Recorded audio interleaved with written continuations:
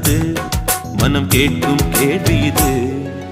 நிலவே நிலவே சரிகம் கதை நீ பாடு, என் கனவை திருடி பல்லவி வரியாய் போடு.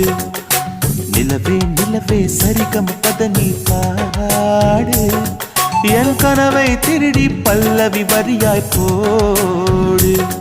உன்னை ஒவ்வொரு இரவிலும் தேடுகிறேன், நீ தேகின்ற நாளில் வாடுகிறேன். உன் மௌனத்தில் 1000 பாட்டு